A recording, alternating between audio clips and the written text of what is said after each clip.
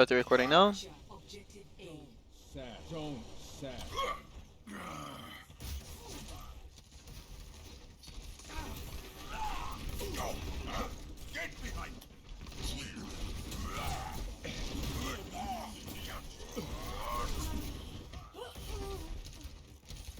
the best you can do.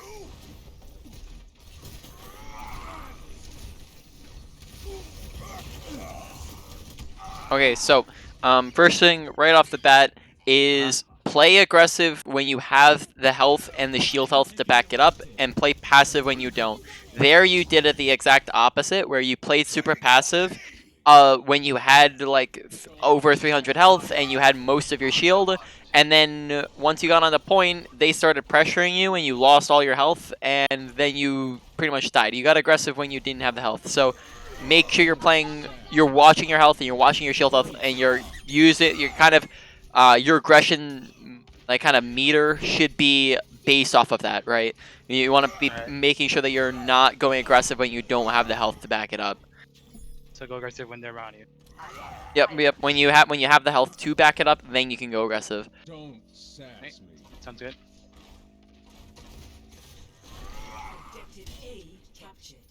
So like right here, just wait it up for them to push up with me. Yep, just wait for your team.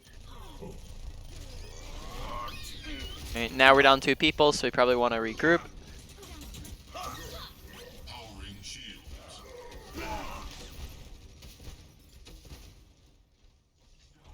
Just waiting up now.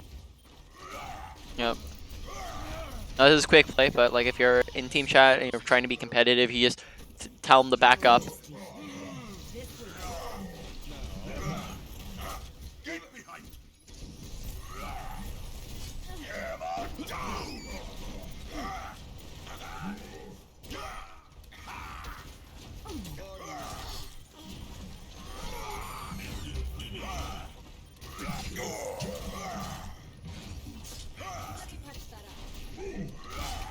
I think I'm lagging a bit because I'm still streaming it, so I'm gonna have to get off after this and What do you say? take out the streaming. I'm lagging a bit Oh, because I think I'm still yeah. live on Discord, so I'm gonna exit the live once I'm done with this match. Yep. That could be better.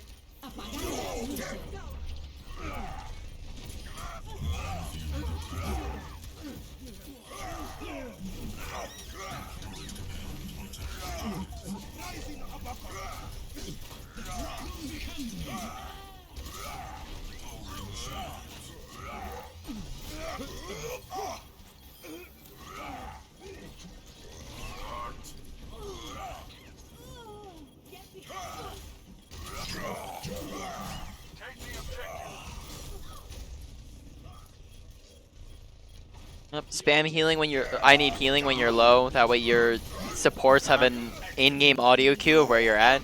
They'll be able to find you easier. They'll know you need healing. Don't focus on the tanks so much when you're just looking for damage. If you can bypass tanks and just go straight to the squishies, always go for that. Sounds good.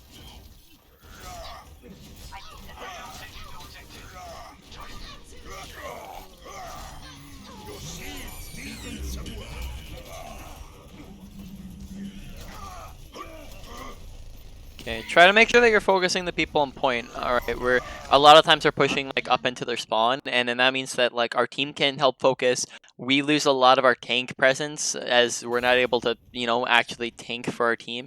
So stick on point, fight the people who go to point. Don't focus, don't focus tanks because Don't go you're not gonna overboard. be able to kill them as easily. Sorry, what'd you say? Don't go overboard pretty much, just Yep. take the point. Now, if there's nobody on point, then you can push forward to spawn and stuff like that, right? But when they still have like 3 people over on point, focus the people on point, because then your team can focus them too.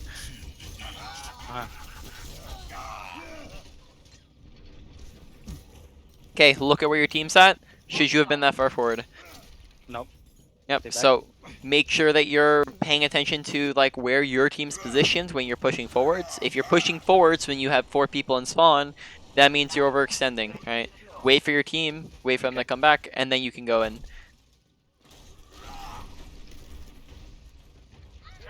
Så gott som ni. Group up. Healing. Get behind. I'm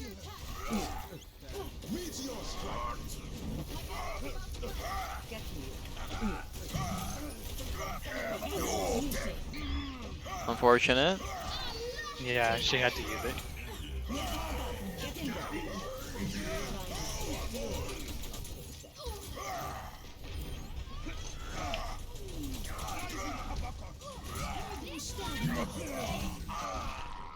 He got res, so I got hooked. Paying attention. Alright, so yeah, I have something we can go over after this game is done. But yeah, for the most part, so far it's looking like aggression is going to be one of the big things you need to work on.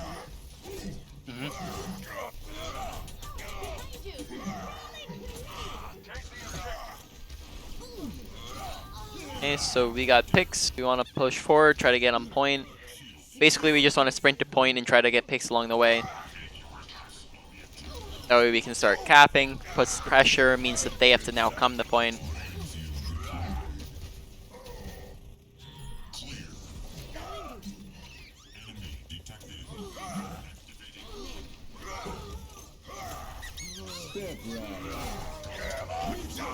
Ah, they killed the hog. Alright. I was alive. 30 seconds remaining. Translocating.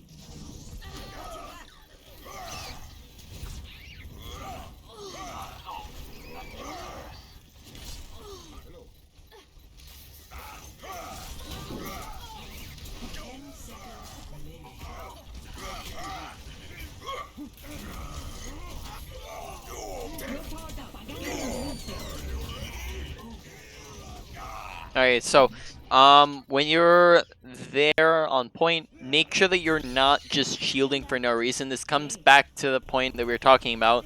When you have health, make sure that you're being aggressive and active, right? So you shield when you're low, and you can shield if, like, you know, you're trying to block specific abilities, you're trying to block specific shots, but if really they're just trying to contest point, you should be swinging as much as possible because they're not going to have time to, you know, just sit back and spam.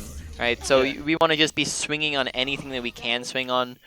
I'm going to, you can turn off your stream, and then I'm going to stream myself if you want to go take a look at that. Alright. Let me leave the game. And go to Discord here. Let me know when you're there. Alright, so I'd probably say, I'm on here. what do you say? I'm on here, but your screen is small, so let me make it big. Yeah, you can click full screen on it. Option. Alright, there you go. Okay, so basically one of the big things I'm noticing is that you're missing out on a ton of damage because you only ever swing at one person at a time. Now, a lot of Reinhardt's damage comes from the fact that he has what's called cleave. It's the same thing with Winston, because like they both have a ton of cleave because basically you can shoot swing your hammer on as many people as you want at a time if you're using the techniques correctly. So you can go through a team and just swing your hammer on like 5 people and hit all of them at once. But so far, we're only really looking at one person at once, so we're always just kind of staring at the people we're looking at. Now, what you want to be doing is you want to be implementing a swing when you're swinging, right? So you want to swing your camera so you're going like this and you're swinging across, right? And then we can go back and forth. Yep. Swing your camera when you're swinging your hammer, right? And that way we're hitting multiple people at once. And we can see that down here, right? We can actually do like a complete 180 and hit both of these people at once. Oh, wait for them to meet up, right? Oh, snap there. Bots are out of sync right now. It's all good. Sorry. Okay, you see I'm hitting both of these guys at once, right? Swinging. Yep, while I'm swinging, because I'm just swinging my camera, right? 1, 2, oh, missed the second one guy. Sorry, they're not synced up right now. No, but I still got I'm understanding what you're saying. Yeah, so you want to make sure that you're swinging your camera, and then you'll be able to hit more people at once, rather than just the one single person at once. But then the other thing to keep in mind here is that this is I have to find the perfect range here. 1 second.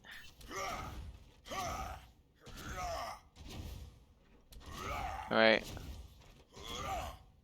Alright, there we go. So, you actually have a bigger swing radius when you're swinging from the side than if you're swinging directly at them. So as you see here, we're not able to hit this spot when we're staring straight at them. But when we look to their left here, oh, yeah, there we go.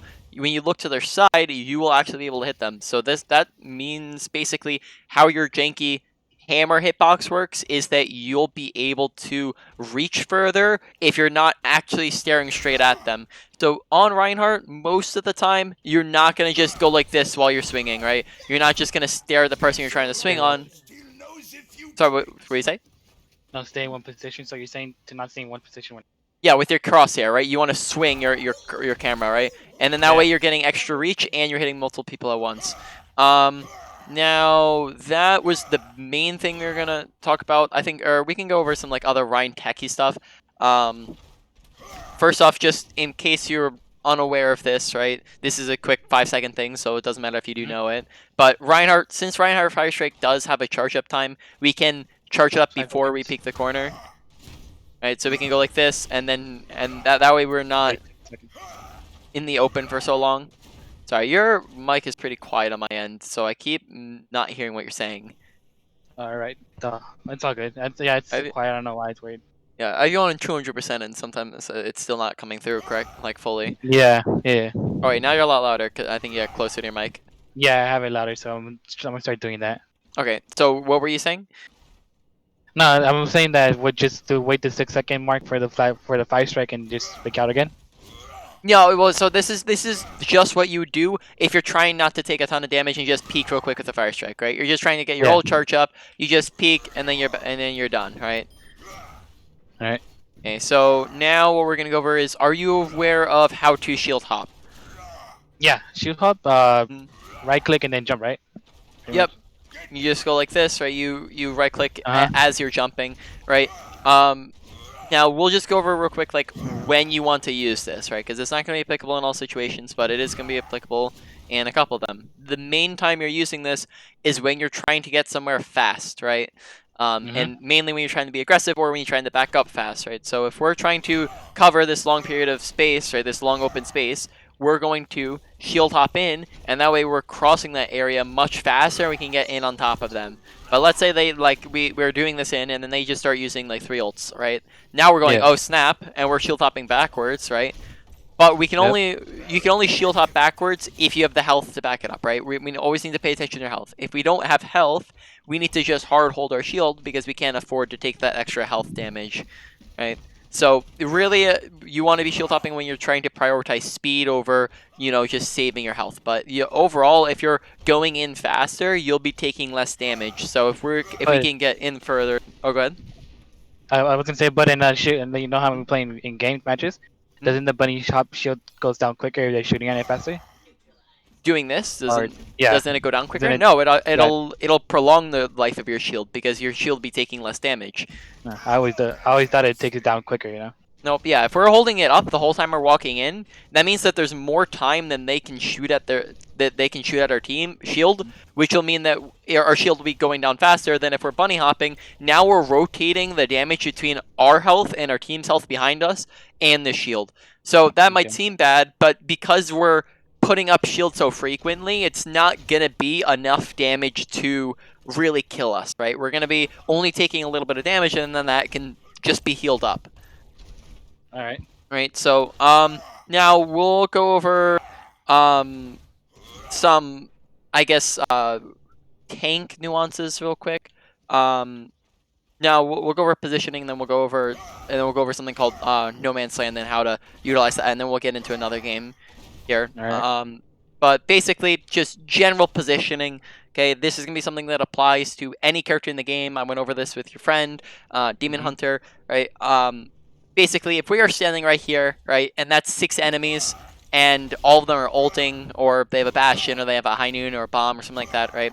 It takes us 1, 2, 3 seconds before we're behind cover, and in that time, we are dead, right? They shredded us, we're dead, because good positioning is the usage of cover, whereas bad positioning is the absence of cover. So us being there, we're not next to cover, whereas right here, we are next to cover, so we are able to very easily just take half a second and go like this, and now we're safe. So you're playing corner pretty much. Yep, exactly. So whenever we're looking to move somewhere, we should be looking to get to the next bit of cover, right? We're always trying to get from one piece of cover to the other next piece of cover. So we're trying to push forwards here, right? We're trying to move down this corridor. We're going from this corner, right, where we're holding this corner, to maybe this side, right? And then now we're pushing up to this corner, right? So we're trying to move from cover to cover, and then now we're moving forward even still, right? And we're moving to this corner, right? So we're trying to move from piece of like cover to cover, and there's a lot of different types of cover, right? We can use something like a slope here, right, where now they can't see us.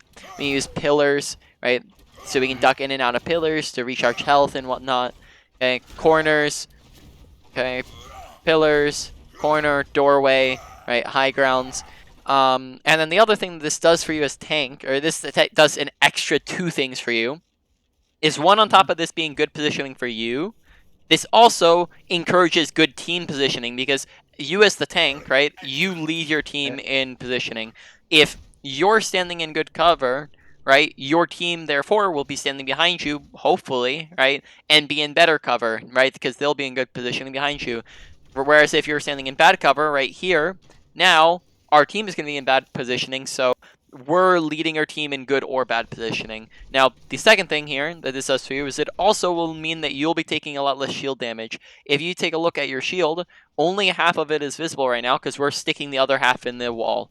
So what this does is it means that our shield will have a lot less surface area, and therefore we'll be taking a lot less spam damage. So our shield will have an extended life period, which will mean that we'll be able to, you know, keep shield up longer, which is very good for us. So say you're playing like in the, you know how you have your push your payload and everything? Mhm. With defense, you want to stay behind the payload, right? Not push up Yeah, forward. so it'll depend this- on the situation, but most of the time, yes. Right, you can push forward if you have picks, or if you're trying to use ultimates, or you're trying to get like super aggressive. It's gonna depend on what comp you're playing. It's gonna depend on what ultimates you have. It's gonna depend on like who's winning and losing the fight. There's never gonna be many hard rules in Overwatch. A lot of it's gonna be situationally based, right? It's gonna change basically with every bit of information you get. You're gonna be making a different decision. All right. Okay, so yes, as a general rule, but there are going to be situations where you do push past the payload. Now, Sounds good. we're going to go over with something called No Man's Land. So I'm going to assume you're familiar with what a choke is, right? Yeah. Yep. A choke is going to be something like this, right? Where they have to walk through this little archway, and when they're trying to walk through that little archway, we can all funnel our damage into it, and they take a crap ton of damage. Now, No Man's Land is what you call basically a huge, long chunk of open area, right? Which is basically a long choke point here. I'm actually going to go to a actual map so you can kind of see how this works. I think Junkertown's a good explanation of how No Man's Land works. Okay. Welcome to Junkertown. So, No Man's Land, like I said, is any long period of, or long span of open space that acts like a very, very wide open choke point, because in that whole time you can spam whoever's standing in it. Like you can basically spam them all out, right? So this is especially prevalent on any map, but it's especially prevalent on like payload maps, because you can see basically the whole pathway that the payload travels is all going to be No Man's Land, where if you're standing exactly on this path, you are super far out in the open, right? If we're standing here, there's no cover anywhere, right? So we want to make sure that we're using this to the best of our abilities as a tank, right? So when we're on... Get close, or? So yeah, I'll explain this in a second. So when we're on attack, we want to be getting past these areas as fast as possible, whereas when we're on defense, we want to be making sure that we're holding in the right places. So for example here, us holding here on attack is a very, very bad idea. And the reason why is because this whole area right here is all No Man's Land. So we have to walk backwards through when they push into us, which is gonna be very soon since we're close to them, we have to push backwards through no man's land, right? And that means that we are forced to walk through this whole open area while they spam at us, which means we will take a ton of damage. The other thing that this does, right? So while it's a disadvantage for us that way, we're also giving the enemy team we're getting rid of the advantage that we had. If we are standing back here already, right? Either on the high ground or we can stand back here, right? We can spam at them the whole way that they're walking through this no man's land, right? We have a ton of time to just spam them out. But if we're holding up here, now there's a lot less space that we can work with, right? We can't spam them nearly as long. We can't. What do you say? They'll be damaging us more than what we're supposed to do to them. Yep, exactly, right? So we'll be taking a lot more damage than they'll be taking because we're walking through the open space, whereas they're not walking through the open space. So whenever possible, we want to hold at the end of no man's land, the same way that you don't hold in the middle or right next to a choke point, right? You don't want to hold right next to it because then that defeats, or even in front of it, because what's the point of holding in front of a choke? That defeats the whole purpose of the choke. You'll lose it right away. Yep, exactly. Because you want to funnel them through it. You don't want to be funneled yourself. So hold behind the choke, and in the same way, you want to hold behind the no man's lands, right? So you always want to be kind of behind that, and you want to be looking for places to do that. Okay, we can see kind of the same thing. Like instead of holding up here, whereas if like they just push us backwards and we have to walk through this whole open area, we'd hold back here because now we can just duck behind this corner and we can just walk backwards super easily because they can't shoot at us, right? Yeah. You can see. And then you're playing corner right there because you're hiding behind something. Yep, exactly, right? Same thing here, right? Instead of standing like right here, right? We can hold back here, and then now they have to walk through this whole open area to get to us, and instead of holding like right here, right, we can hold back here, and then now they have to walk into us. Now, this is also going to depend a little bit on your team composition. If we're running something more brawly, then we might want to play a little bit closer to them, but then a lot of the time you still can afford to give them space. But for example, like in a position like this, if we're running a brawl, which is going to be like your Reinhardt, Zarya, Reaper, Moira, Lucio, Mei, right? You might want to hold closer, so this might actually turn into good positioning. But we'll go over that at after next game. We've been talking for a long time, so why don't you hop into a quick play match? All right, good.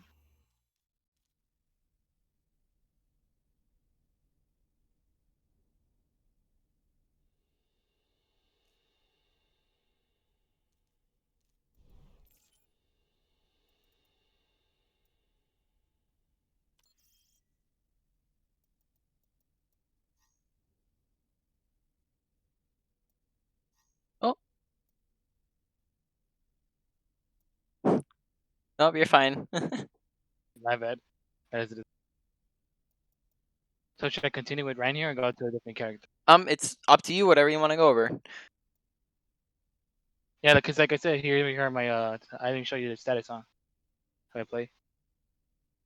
Who you play? I think yeah, I saw that you play mainly Reinhardt, but then you also play some of the other tanks. Yeah, play Zarya is sick. Right now I'm playing Zarya. See how good Zarya is, Mm-hmm. Well, we just joined a match. Do you still want to Okay. say? They still want to what? We just joined a pre-joined match already. That was already joined in. Okay. You backfilled. Hey, that's fine. So should I back out or should I just stay? You can just stay. It's fine. That's much better.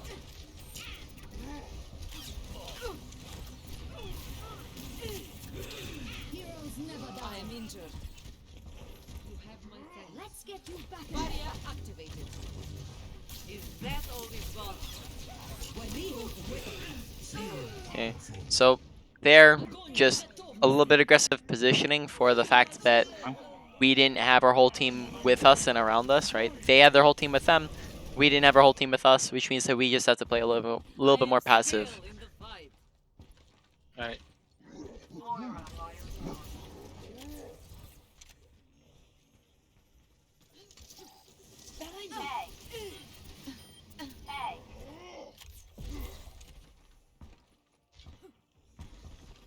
Join me. Ready for battle. Don't hold back.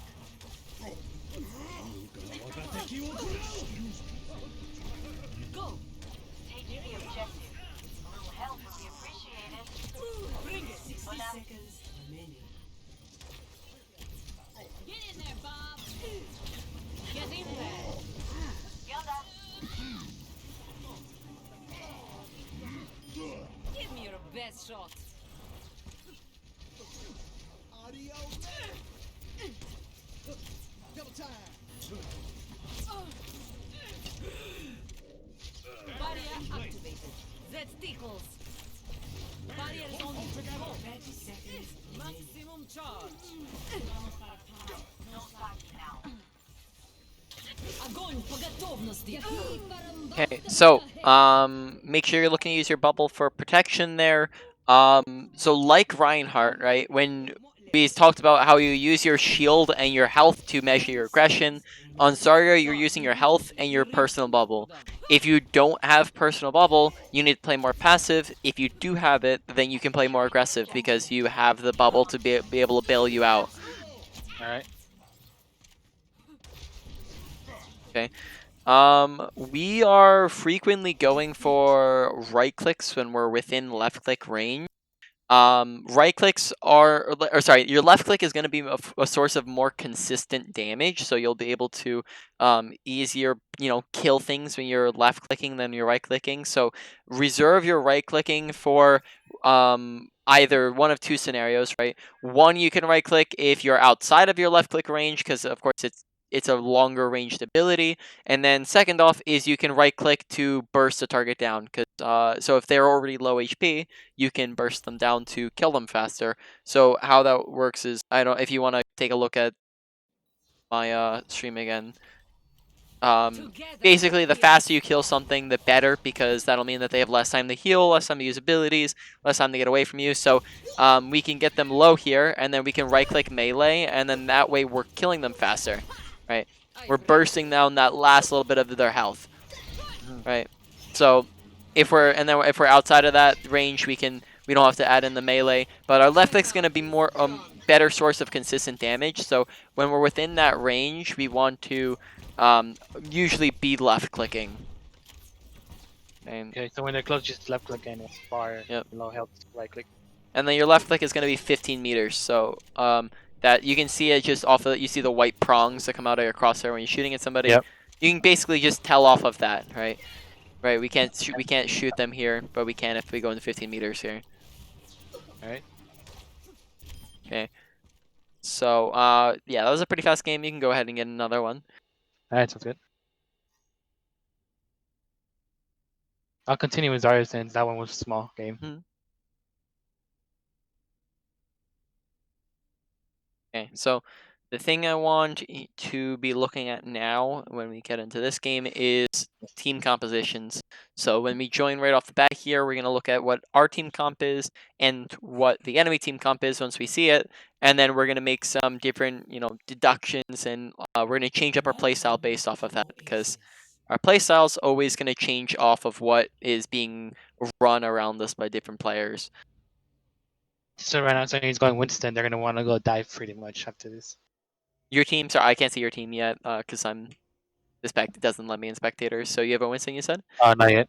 Yeah, I have Winston, Zarya, Winston, Zim, Fair, and Mercy. Yep. So that's looking like a dive, right? So we're going I'll go to. Diva. Yep. Hello. Exactly. Right. So we can. Wait, dive could go Diva or Hammer, right? Yep. Yeah. Either or, whichever one you feel more comfortable with. Right Yeah, I'll now, go Diva's probably more like meta. For a new high score. So should I just stick with Diva then? Play nice. Should I just stick with Diva? Yeah. I said. Understood. Play nice. Play Farah. 안녕. Play nice. Play Farah. 5, 4, 3, 2. Right. So the big thing we're looking out for here is what abilities on the enemy team are we going to be able to eat, right? And what ultimates too, because when we're thinking about that, we're gonna be able to better use our defense matrix. All right. Okay. They have a Zarya, we can eat Grav. Reinhardt, we eat Fire Strikes. Kree and Genji, we don't have to worry about anything. Or sorry, Kree, we can worry about High Noon, right? Genji, we don't have to worry about anything. Ana, we have to worry about nades and sleeps, and then Mercy, we don't have to worry about anything. Alright, so that's what we want to be doing in our head, right, once we get into the game, or after the first fight. Suiting up. Join me. Now show them. Routing power to forward shield. Boosters engaged. Request healing when you're low. Don't boost in when you're 100 HP. Right, play more passive when you don't have the HP to back it up. Alright. Also keep in mind that because you have boosters, you can just drop on the mega health pack and just boosters back up. Okay.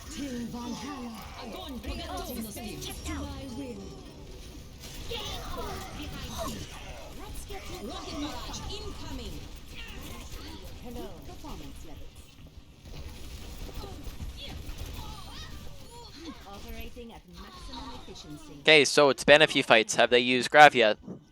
No, so they should be having it. Okay. Have they used Sainun yet? Support has arrived. No, I haven't heard it. Okay, so we need to make sure that we're trying to watch out for both of those, right? So that we can try to eat them. So just be paying an extra good eye on the Zarya, and when she looks like she's trying to use it. Okay. Clearing the area. I need healing. Need healing.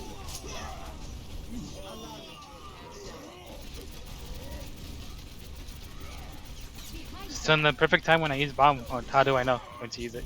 Okay, well in this fight you don't want to use it because you already lost it, right? Uh-huh. Make sure you're paying attention to kill feed.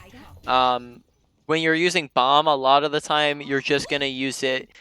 Basically, you're gonna launch it up in the air and you're gonna try to use it for where it's gonna be obscure, right? You want to catch people off guard, so you can launch it over objects. You can launch it when you know people can't get away. So a good example would be like when they're in no man's land, right? Uh huh. So when you know they can't get away from it, that's also a good time to use it. Yeah. So they still have a bomb. I agree. Graph. Graph. Yeah. Yep. Yeah. Try not to use like all your DM for just spam damage, right? It's gonna be much better if you use it for abilities, because then you can be a little bit more selective and get all the big things that are gonna have a lot of impact out of the way. Okay.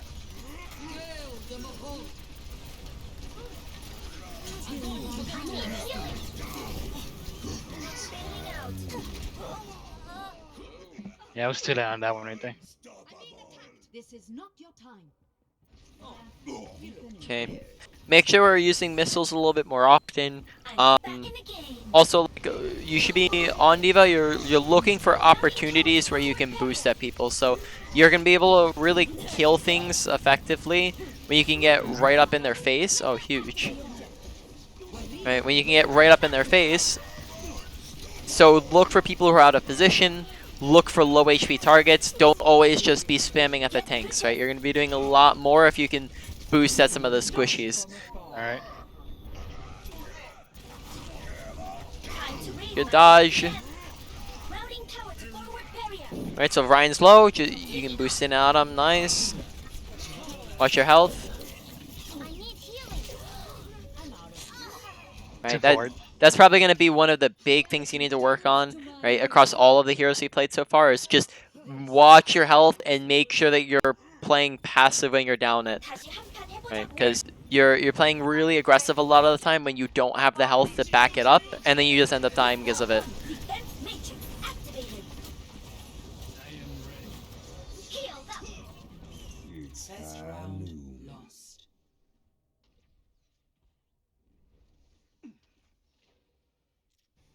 Score 0-1.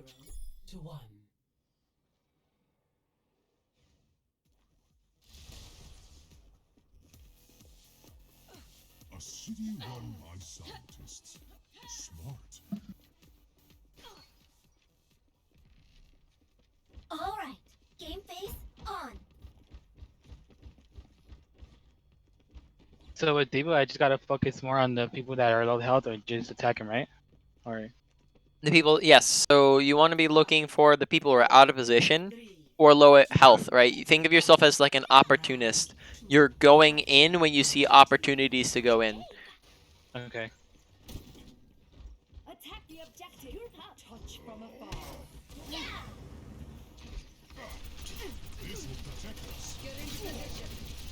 Okay, right, so they have a Moira now, so we're looking to eat orbs. We want to still be looking at Ana for her nades, I need healing. right? Uh-huh. Ryan's fire strikes. Shield. Right, we can even time those, right? Keep a timer in our head. 6 seconds, right, is the cooldown. So every 6 seconds we're watching for it.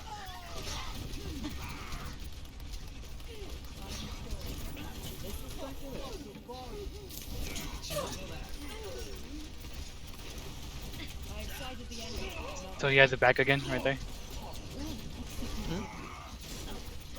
Yep, he'll have it every 6 seconds. So just go, okay, like I got it. I saw him use it, so you can wait 6 seconds and then go, okay, he probably has it by now.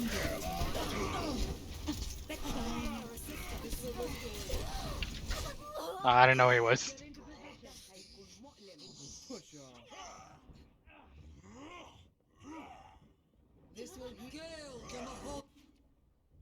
Oh, 짜증나. My ultimate is charging.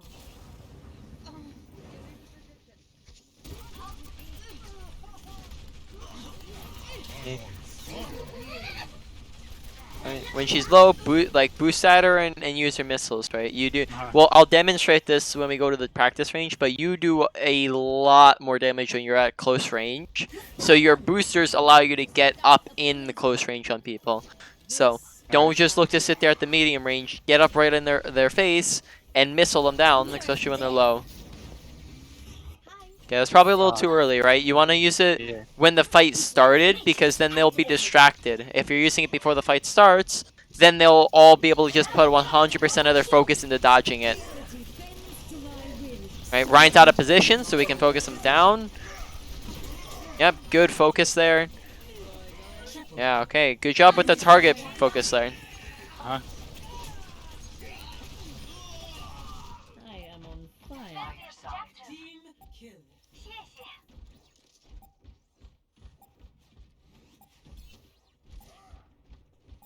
Огонь по Get готовности. through this. 1. It's high noon. So with D.Va, it's just basically much focusing the target. That's it. Right? Score Can you say that again? 2-1. But D.Va's just focusing the target. When you get on one person, you focus that person to their dead, right? Yep, exactly, right? But if they're getting like out healed and they're no longer low, then maybe you can swap targets so you can back up. But just for the most part, that's with any character, right? You focus on one thing until they're dead, unless you think that you can't kill them anymore or you need to back up because you're low, right? You don't want to overstep your bounds with it, but for the most part, most of the time you're going to try to focus one thing. Just focus one person out of position and low health. Yep, and that applies to a lot of different characters, but D.Va just specializes in that, right? Every single character you're on, you should be looking for the people out of position, looking for the people low health, but D.Va can capitalize on those easily because of her boosters. Right, you can just kind of rush them. And then dive, do I want to follow my Winston or do I just follow the other people? Follow your Winston, and when he goes in, you can DM him, right? So let's say they have like a sleeper or a nade. If Monkey goes in on his own, he gets slept, he gets naded. But if you go in with him and DM him and missile, right, now you're eating the sleep and the nade.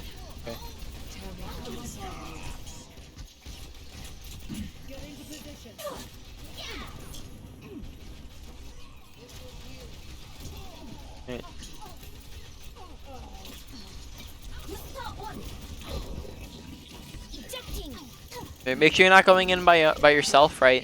You going in like 1v4 like that just is asking to get shredded out of your mech. So either let your team go in or look for an opportunity to go in.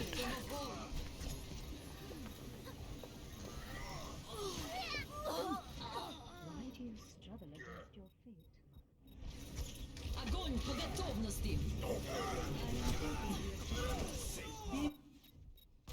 I'm too young to die.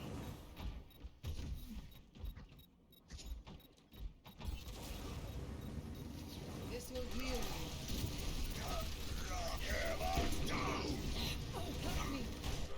Duplicate. Get into position.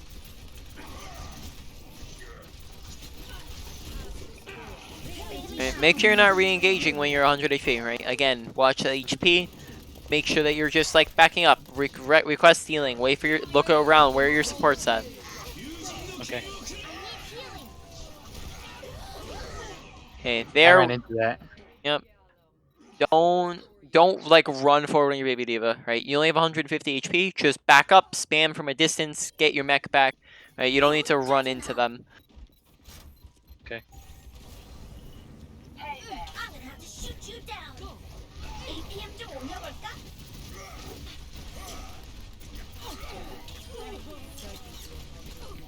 Need healing. Ejecting.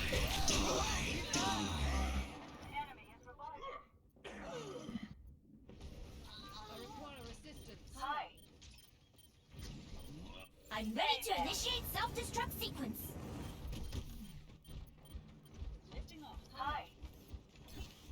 Group up.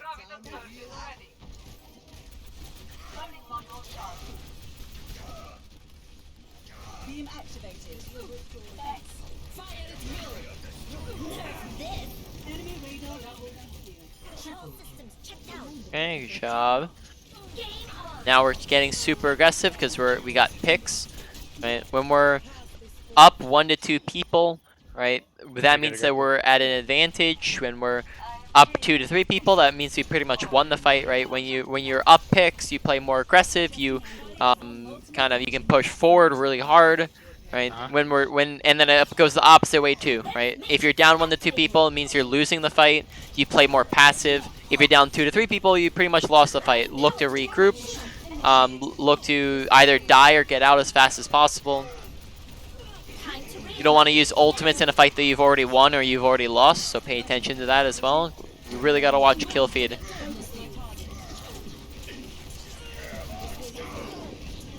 Ejecting. Need healing. Finishing them off. Get into position. Yeah. Sorry, to continue on my last thing. This isn't something you struggle with per se. It's just more information. But kill feed, paying attention to kill feed is another way that you can measure aggression. Now we've just so far we've discussed like 3 different ways that you can measure when to get aggressive and when not to get aggressive. But that's really just kind of how it works, right? The more information that you gather, the better you can make decisions, right? If you don't have any information, you're gonna continuously make bad decisions because you don't have anything to go off of. Okay. Need healing. 날라간다.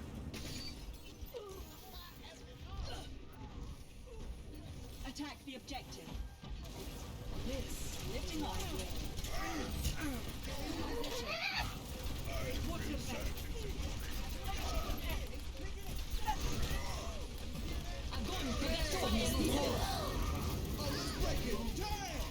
Mecha activated. Get through this. Routing power to forward shield. Need healing. Ejecting. Surrender to my will. I need healing. Thank you.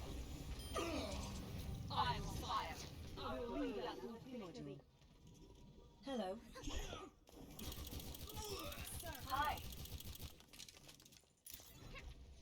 So like right here, do I push up with them or do I stay back? Yep, you want to be spamming to get your mech back, right? You want to be in mech as often as possible. So right now you're just spamming. Alright. Running module charge. The power of destruction. Game on.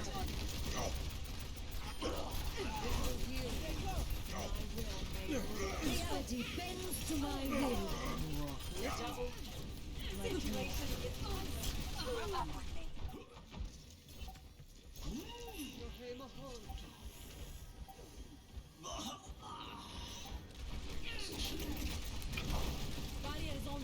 Routing power to forward barrier. Alright, so I'd probably say like one of the biggest things that we should work on, on top of like everything else that we're adding on, but like this is probably one of the more important ones, is that we are dying super frequently. we're getting demech'd, we're getting shredded, we're on other characters are dying, and whenever you're dead, you're just gonna not be able to do much, right? When you're baby diva, you don't do nearly as much as you can do when you're in your mech. So you want to have your survivability as high as possible so that you are able to do the most that you can do, right? The more you're dead, the less time you're spending playing the game, because every single death is roughly like 15 to 20 seconds that you're losing. So, all right, if you're, let's say, like the difference between having 10 deaths and 6 deaths, that means that 20 like that's 4 deaths. 20 times 4 is 100, or sorry, that's math worked. 20, 40, 60, 80, right? So that's a minute and 20 seconds that you're just out of the game, right?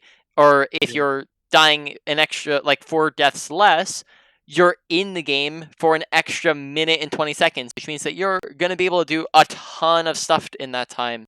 So really got to cut back on the deaths, really got to make sure that you're watching your aggression levels, right? Watch the health bar, watch the kill feed, watch the health bars of other people, right? We want to make sure that we're paying attention to, can we play aggressive? Do we have to play passive? Right. Now, I'm sorry, I kept streaming the whole time, so you're probably lagging because you're watching my stream, but I'm in the training range again if you want to go take a look at that. Yeah, I'm going to stream. Right. I'm watching. Okay, so really we're just going to go over, like, just boosting at people.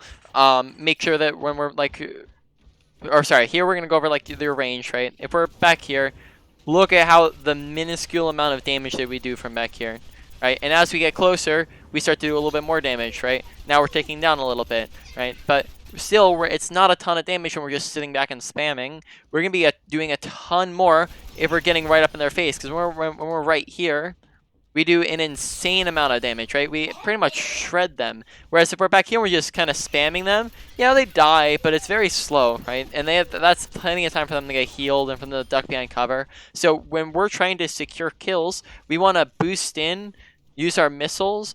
We can add in a melee, but then we can also do something like this, where we boost in and then we oh, well, that platform stopped me, but but we can just like go boost in, grab it, and then just boost out to a high ground, right? So we want to be looking to melt people, right? Boost in, melt them, and then get out, right? That's kind of how we want to be securing kills. So we're looking for people who are isolated or low, right? So we see this person up on the high ground, they're by themselves, right? We can boost in and just pretty much shred that person. And with your ultimate, a lot of the time you're going to want to launch it up in the air. A lot of the time we're just launching at the grounds. The difference there is that it makes it more unpredictable on where it's going to land. So, and then the other thing is, like, whereas if you just launch at the ground, they can like do something like duck beyond this pillar. Whereas if it's landing midair, it gets them no matter what side of the pillar they're on here. So we're eliminating cover that they can use, and making it more difficult for them to know where it's going to land. So we can just do something like just launching it up in the air here. Right, so oh, well, that was completely off. So basically, what I messed up there... Yeah, what I messed up there was I held it in too little. I had to go longer, so let the boost run out faster. Should I use my ult more often when range shields down and when they use for Bap the Immortal? Yep. Okay, and then so you got the right point there, but then the other thing we can do is make sure that we're launching it from obscure angles. So we can think of, like, we can launch it over buildings, we can launch it through archways, right? So here, like, right, we can launch it through here. They don't know we're here, right? So they don't know where the heck this bomb's coming from, but we can just boost through here, and then now this bomb's coming in from like out of nowhere, and they just get some, right? Because the more of a surprise this bomb comes as, the less they'll be able to, the less time they'll have to be able to run away from it. Right. Besides that, here we're gonna go over crosshair placement real quick. So this is gonna matter on characters that can headshot. Now Zarya is not gonna matter, Reinhardt is not gonna matter, but Diva definitely matters, right?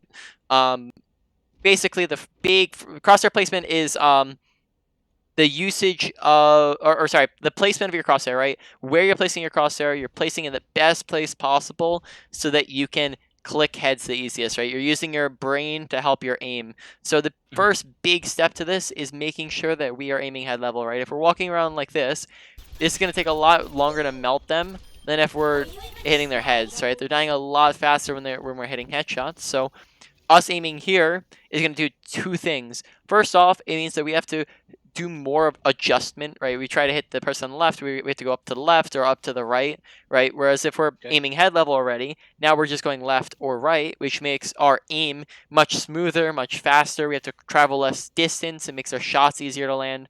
And then on top of that, all spam damage, we're just spamming down a corridor, right?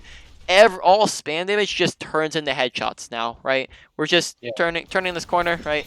We're just basically all this damage just going in the heads just because we're aiming there, right? Whereas if we're aiming at body level, all this damage is just naturally going to bodies, right? So we're doing a lot less damage, right? Yeah. Same thing applies, right? We know that he's on the top right, so we're looking top right. Okay, we're gonna add in missiles, right? Okay, so we're placing a crosshair where we know they're gonna be. Okay, we know they're on the left. We're aiming head level. We're gonna kind of boost at them here, right? We're already aiming at their head, so these shots now become super easy to land. Because you're doing more damage with the rocket.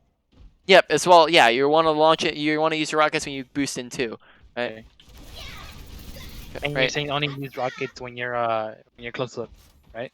No, rockets you can use as spam too, right? If you're just spamming them, but a lot of the time you're going to want to use it when you're trying to finish off, burst down a target, right? Rockets add in extra damage so you can kill them faster, and as we discussed, the faster you kill something, the more likely you are to secure that kill, right? You're going to be able to, they're not going to be able to heal, they're not going to be able to get away, so we want to be killing things fast, right? And killing them faster also means we can get away faster, so when we boost in to kill something, we want to use rockets so that we can kill them fast and we can just like get out too, right? So now we are gonna go over, I'm gonna send you a thing real quick, or a picture here.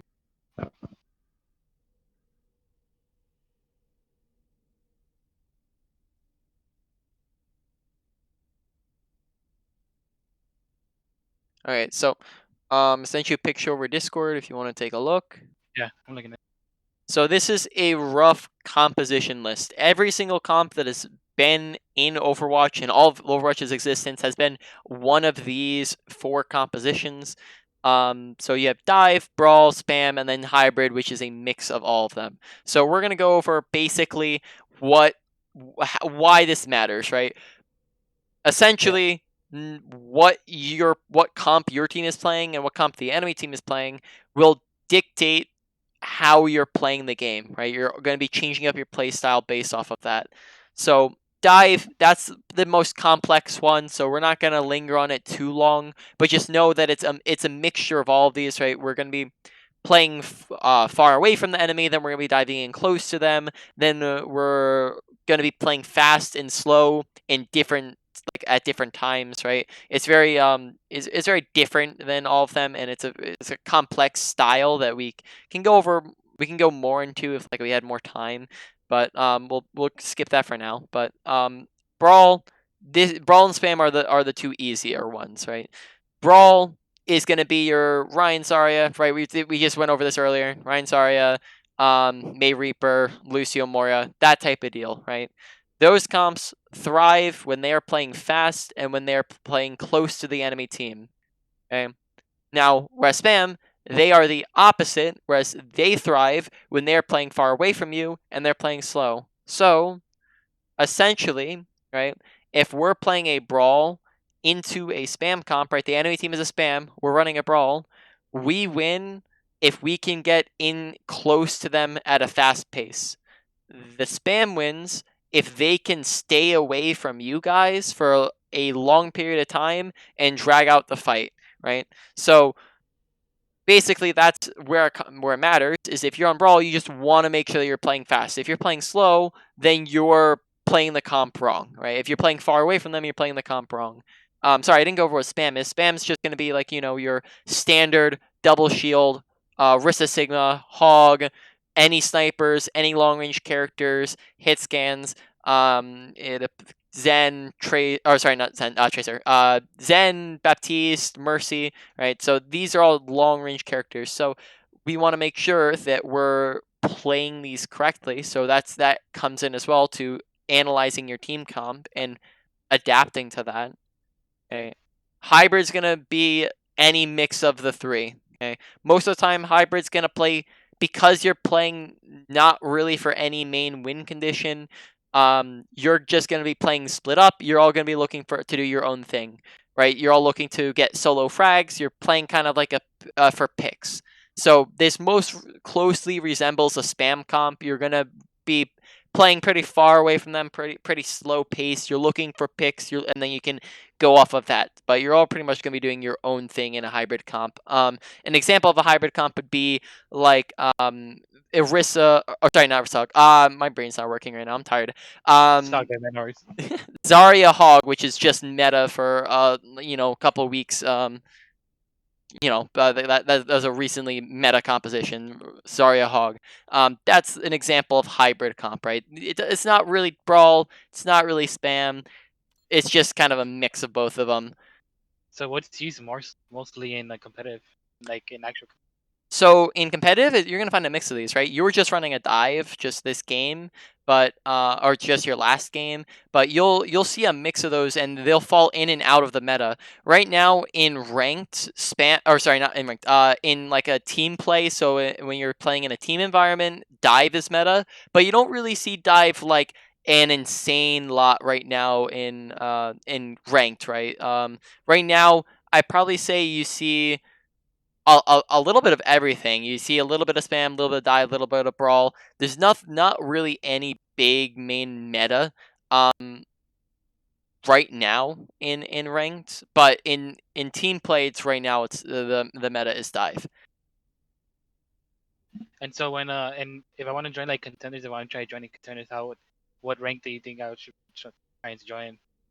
Right. So I was talking about this with your friend, and we were going over like that's what we went like 30 Yeah. minutes over time just talking about this type of stuff. But you should really realistically look to get to like grandmasters before you look to try to join a team, right? Because anything before that, you're not going to get as much out of it. If you do try to join a team, try to make sure that it's a team up like 300-ish SR above you, because then you can learn from them, right? The only reason why you should join a team is to try to learn and grow from them. But other than that, you're not going to get much out of it because the team's not going to be any good. Don't really try to join open division or anything like that before you get to GM, because you're just going to be absolutely steamrolled and you're not going to learn anything from it. If anything, it's just going to kind of boom you and you're going to lose morale. So don't try open division until you get on a higher level team. So try to go for ranked first. Get good at ranked.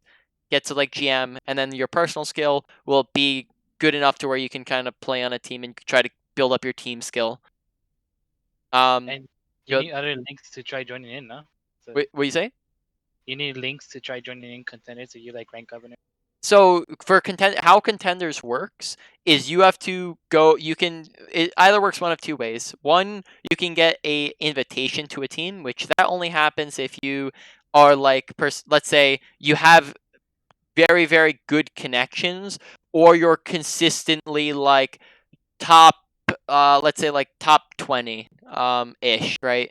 That range, you're consistently sitting there at top 20, and you're not just sitting there like you're never playing. I'm saying like you play all the time at that rank, and maybe you have a few different accounts in that range, which that's going to be like around like 4,500, 4,500. And I was hearing that if you want to get like in the team or like contenders, like in the team wise, that they look into like people like you not like selling, but like famous wise, on YouTube and stuff like that, like doing this and that. Do they look for that, or do they just look for people that are good? That can help you. That really is only going to help you get your name out there if you're already good, but it's not going to up your chances at all if you're not good to start off with. You have to have the skills to back it up. Let's say you're just like a 4K flat player, but you just have but you have an insane stream that everyone tunes into. You're not gonna get picked up for contenders because you're still not a good enough player, even if you have a good stream. So the stream only will get your name out there. Now to move on to the second thing, the second way you can get into contenders is through the open division. Are you aware of what open division is? Yeah, I heard of it. Yeah, so open division is a big tournament that you play in, and if you win, get in the top 2 spots of open, or no, what is it? The top, I think, 6 spots. So if your team is top 6, then you'll get into contenders trials. So essentially, that's you get in the top 6 for one tournament, then you move on to another tournament. Once you get into contenders trials, you have to be in the top 2. Okay. And then your team will then move on to being a contenders team if you're in the top 2. Right. And how that works is it's basically the bottom 2 contenders teams will be in that tournament. So you basically replace the bottom 2 contenders teams, and then they also have a chance to keep their spot. So yeah, I wouldn't recommend, like, just for context, I peaked like 4468, and I was consistently 4300. I'd hit 4400 multiple times, and I had been attempting to I quit now, right? I'm done with it, but I had been attempting to reach Overwatch League and contenders and that type of stuff for like 2-3 years, and I never once made it to playoffs of the open division. But that at least got you noticed to be somewhere, no? What do you say? But that at least got you to be noticed to be somewhere that you want to do right now. Yeah, Right? so that got me, like, that's got me a bit of stuff, right? I was able to be on high level teams. I would, because of my SR and my experience, I was able to like start this because of my game knowledge. I was able to do coaching, but I still, just so you understand the difficulty level, is I was that good, and I wasn't even able to make even the playoffs of open division. Yeah, see, for me, if I at least get to contenders and don't get picked up, at least I'll be doing something, like Mhm. at least trying for something that I've been wanting to try for a couple of while now. Yep, and I mean, I have nothing against it, right? Yeah, Yeah. I think that anybody's capable of it if they put in the time and they have the motivation for it. I just kind of lost the motivation for it. I didn't have a passion for Overwatch anymore, so I quit. But I mean, if you have the passion for it and you think you have the motivation and the time for it, then you can most definitely, like, anybody can get it. Yeah, that's what I'm willing to try doing right now. Like practice, keep practice, see where I get to it. Mhm. All right, so you can probably go ahead and queue up for another game. We'll try to apply some of the stuff or like review some of the stuff we've gone over here. I'm gonna leave the stop watching thing right now. Oh, yep. I'm just gonna stop streaming for now. Yeah, because I'm mostly main tanks, and I don't know about my DPS is not like as good as good. I'm in Mhm. what silver and healing. I'm in silver, so Mhm. because in PlayStation 4 I started off as DPS, but when I switched to PC I went to tank, and I just got stuck with tanks, and tanks is pretty much fun, Yep. if you know the right positions and everything. 66. Okay, so right now we're thinking about, okay, what characters are we playing? What characters are our team playing? What comp are we playing? How are we playing differently accordingly? Right. That's all the stuff we're thinking about, like, Alright, while we're in spawn. so there's a Hog and a Baptiste, Hanzo, and the Okay, I don't so know what else. right now it's looking like we're running a spam comp. Those 3 characters are spam characters. The long range characters. Yep, Ashe is a spam character, so now we have 4 spam characters. So should I go Zarya or Ryan? So, Incoming in 30 um, out of those 2, Zarya I think might fit with it a little bit better, but She's better, right? yeah, she's not neither of them are spam characters. Both of those are brawl characters, but Zarya can fit in with the spam decently. Whereas Reinhardt, he is pure brawl, and he wants to just be in their face, right? If he's playing passive, he doesn't get any value. 3, 2, Alright, so play Ryan. Try Ryan first. attackers Justice. incoming. Oh, yeah, that's fine. I was saying that it's not going to get a ton of value. Oh, alright, I'll switch in once I die. Okay, so we're looking at what they're playing. Alright, we can press tab now. We see they're on Hog, they're on Monkey, Kree, Ashe, Zen, Ana. So they're on a little bit of everything here, right? 4 of them are spam. Okay, so they're mostly a spam comp.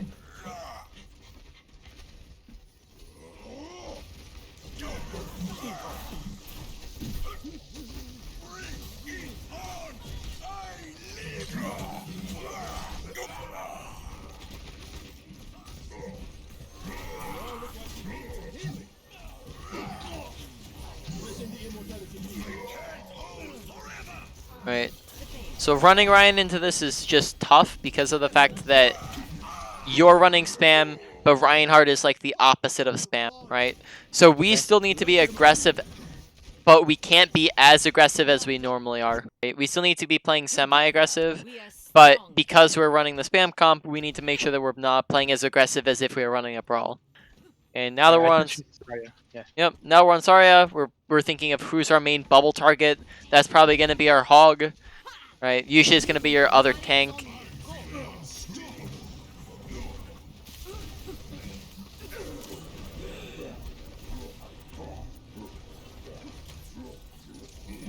Oh, let's break it.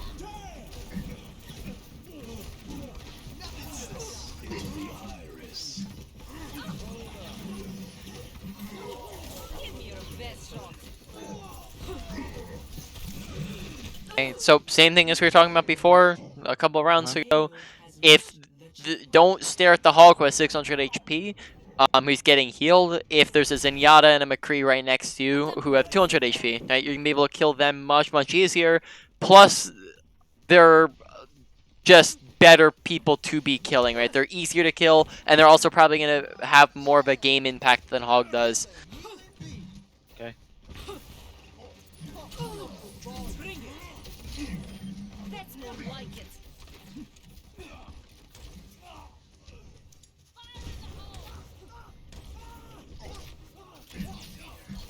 Barrier is on you.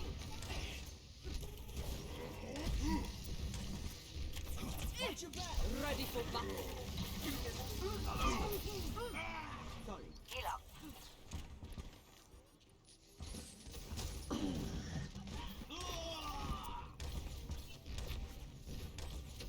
Okay, arc your shots up, right? Your right clicks, they have an arc, so when you're trying to shoot far or you're trying to shoot up here, you have to shoot it up higher. Barrier activated.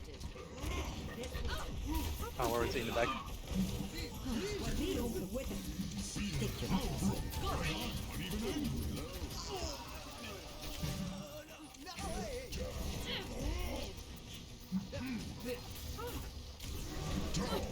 Give me your best shot. Let's break it. You're covered. Огонь по готовности.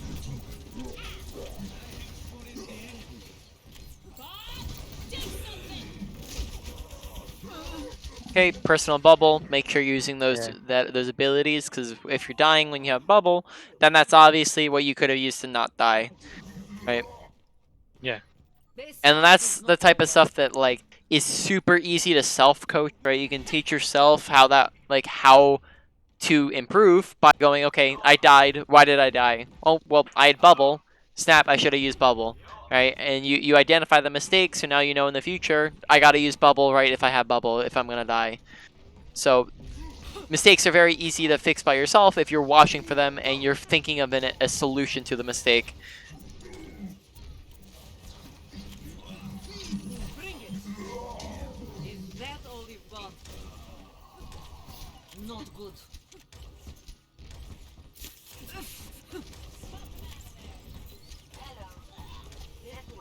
Instead of flicking up every time, you just keep your crosshair up, right? No reason to go up, then down, then up, then down, then up, then down, when you can just keep it up. Okay. Let's get you healed up. Right. If I was just spamming there, just look to soak up the damage, get some ult charge, easy ult charge off of it. Or sorry, not ult charge, energy off of it. All right. Keep in mind that like you should be bubbling when you know damage is coming in, right? And when it's projectiles, it's very easy to predict the damage is coming in because you can just see it. Sounds good.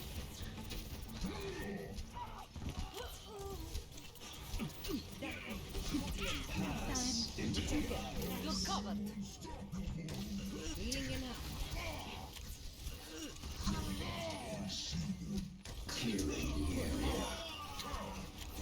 Alright, on Zarya here, probably one of the bigger things we need to work on is our bubble usage. We're sitting at low energy a lot of the time. Gotta make sure we're using our bubble so we know damage is gonna be coming in. So Hog lands a hook, we use bubble, we get tanking value, we get energy from it. Monkey dives on our Ana, right? We get tanking value, we get energy from it because she's about to take damage, right? So Yeah. we got a bubble when we know damage is gonna come in.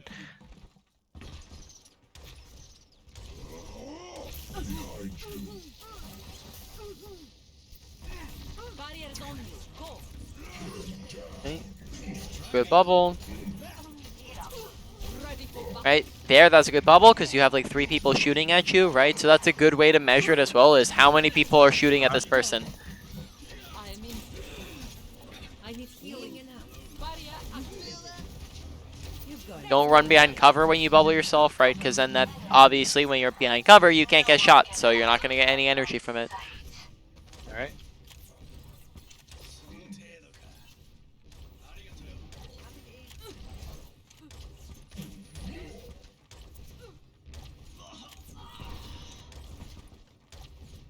Okay, they're going high ground, so we should probably look to meet them there, right? We don't, Enemy contact. Name. unless they're all dropping mid.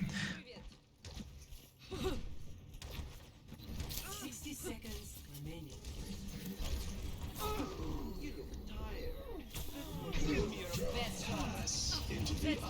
Okay, so now we can just grab after the trance is done, or we can grab the Genji. Huge grab. Very nice, very nice. Right, so you just canceled 2 ultimates with your 1 ultimate. I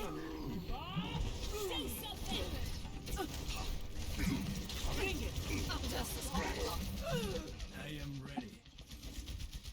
30 seconds remaining.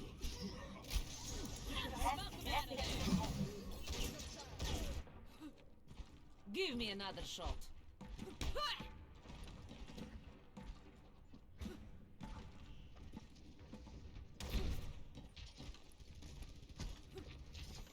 Seconds They remaining. must not get past. Ready for battle. That tickles.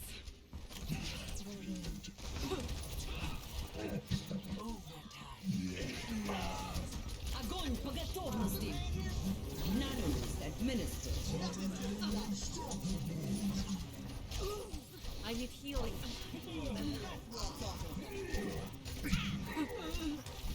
Barriers on you.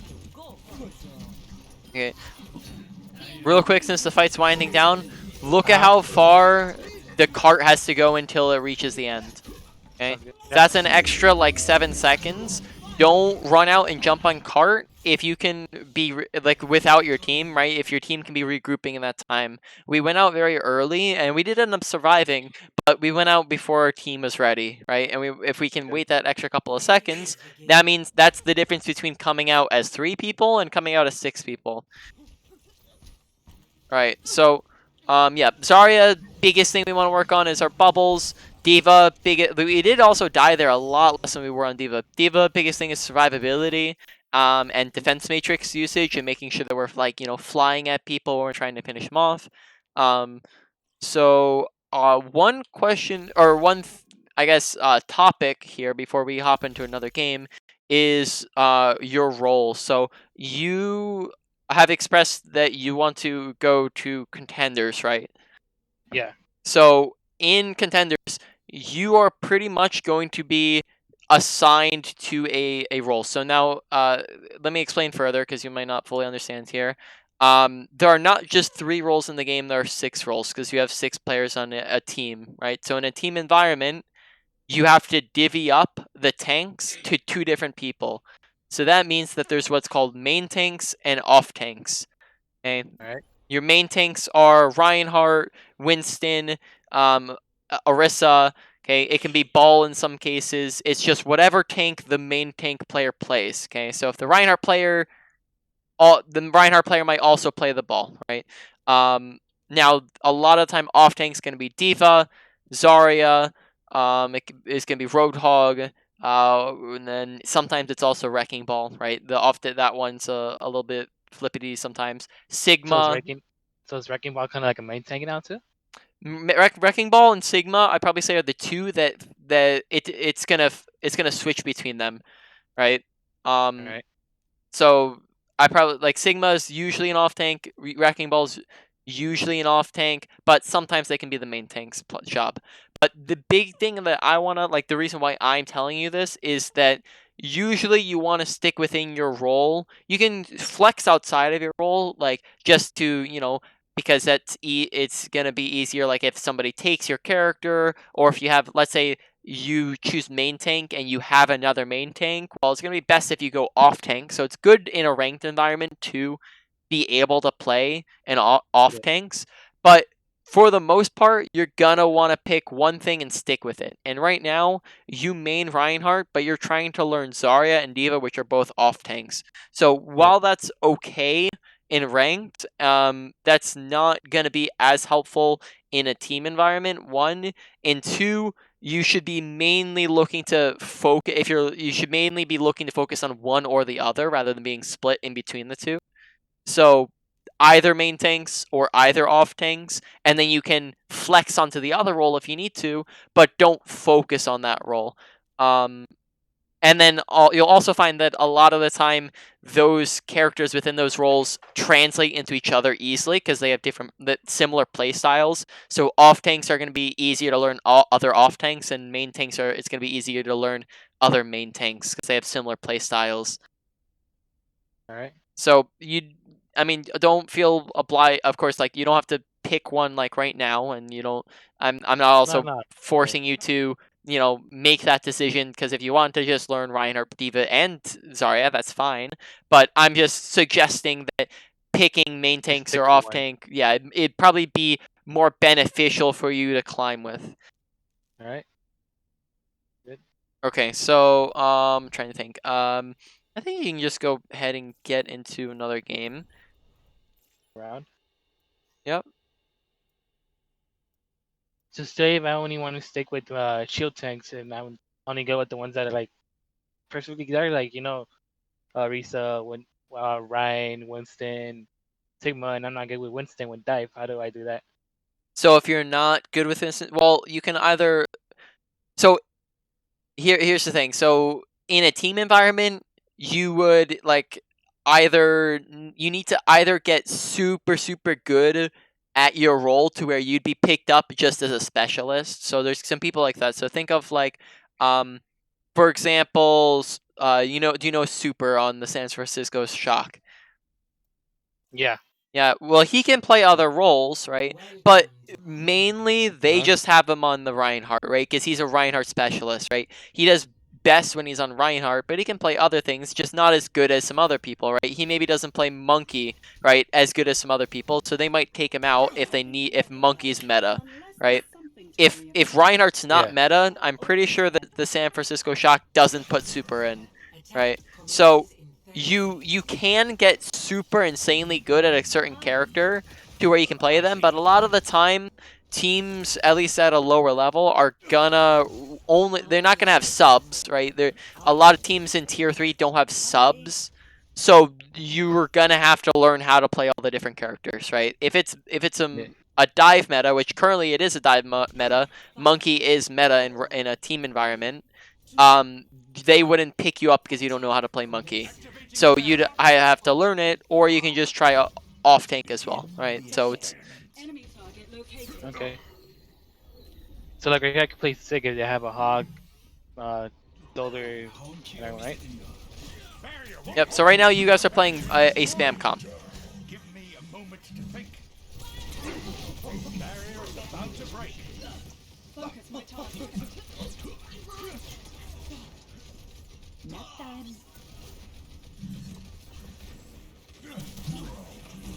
Nice rock, good shots. Drop your shield if you're no longer using it so it can recharge. Right, you don't want to keep it up if you're not using it. Okay, make sure you're using your shield there, right? If we're thinking, okay, I died, why did I die? Well, we had shield up and we didn't use it. And so Okay. make sure you're using your shield, and then you're not dying to a hook there. Alright, so that's just super easy ways that you can just think about your self-improvement. I died. What did I do wrong? Okay, maybe I was out of position. Maybe I used my abilities wrong. Okay, I used my shield wrong. Now I gotta fix it.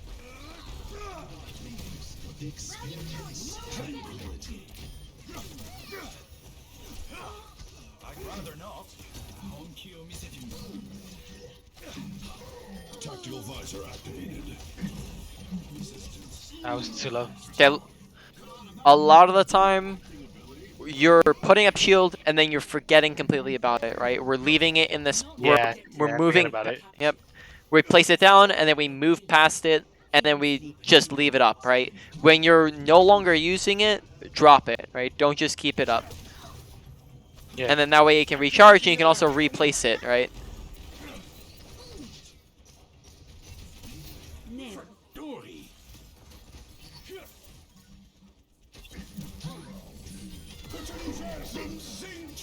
Alright, very nice ult.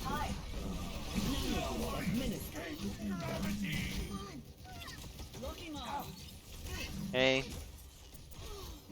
Very good. Good timing.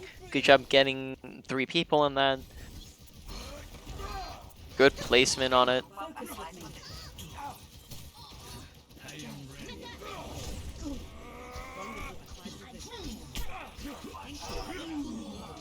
Your grasp is going to be the same thing as your bubbles, right? You're using it when you know damage is incoming, because then you can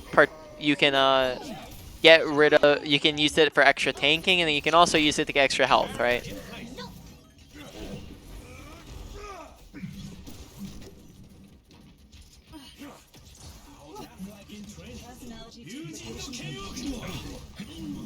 Oh shit, that was close.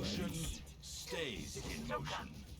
Except Push out to the baby. circumstances, of course.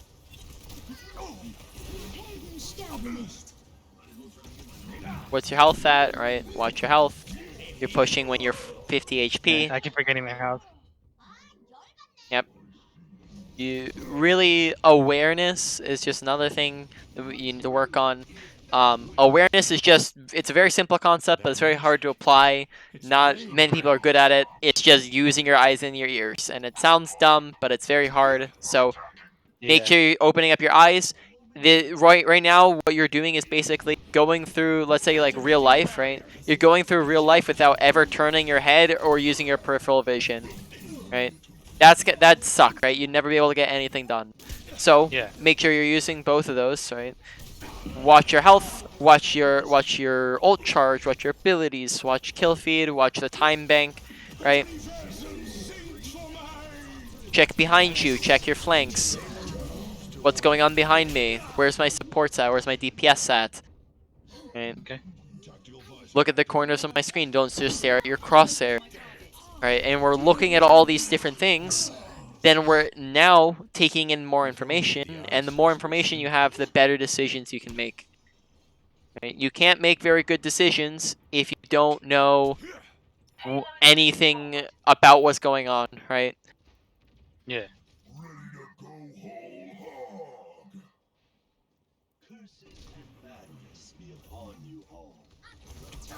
Observe the barrier. Barrier out of existence. Personne n'échappe à mon coup. Moving up. Payloads moving.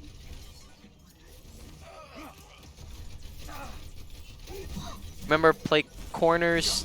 Position your shield on corners. Very good eat there.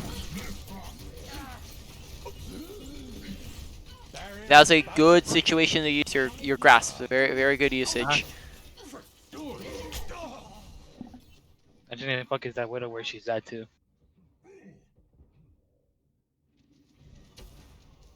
Why are we stopped? Get the lead out and move this payload. Haven't we done this before?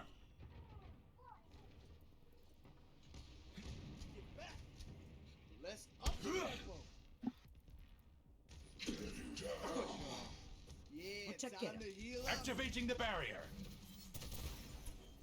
Move to the beat.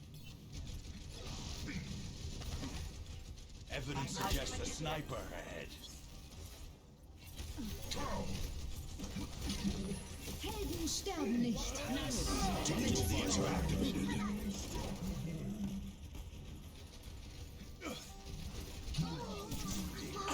payload has reached the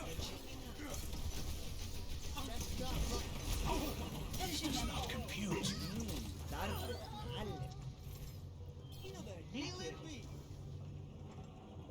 Hello. Barrier in place.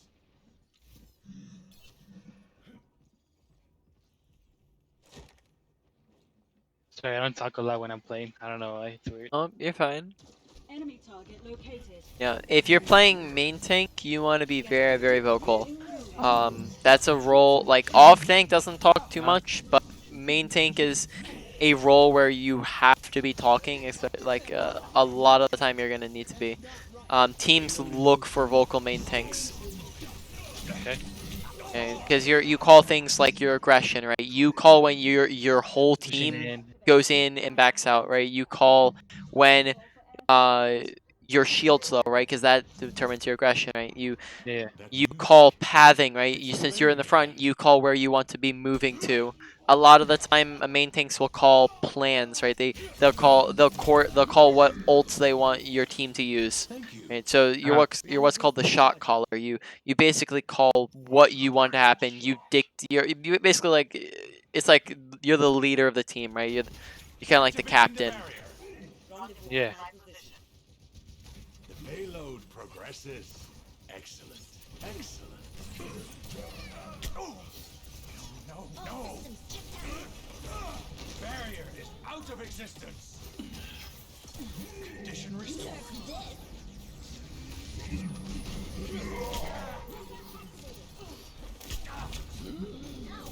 Okay, we have grasp available, stepping super far out into the open, playing aggressive when we don't have HP. Right, 3 different things. Yeah.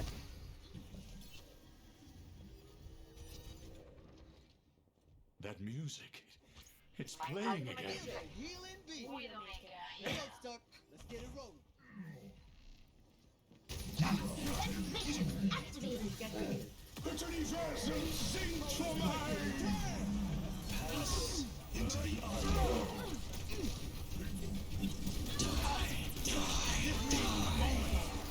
Good grasp. Your grasp are getting a bit better. Observe the barrier. Right, instead of placing shield there, place it on the corner. Right. Bench. Barrier is about to break. 60 seconds. Don't cancel your grasp with a rock, because then you won't get any of the shields from it. I fat fingered that one right there. That was my bad.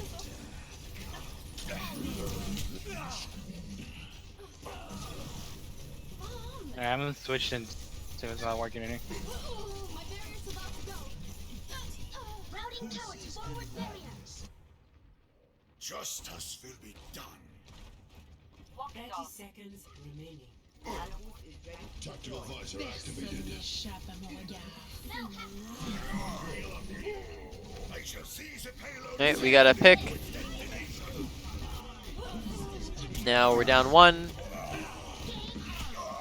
Make sure you're tilting when you know that you have people flanking to the sides of your shield. Tilt your shield towards them, right, so that you're blocking their shots as well as the people in front of you. Okay. No one can hide from the hunters. Defeat.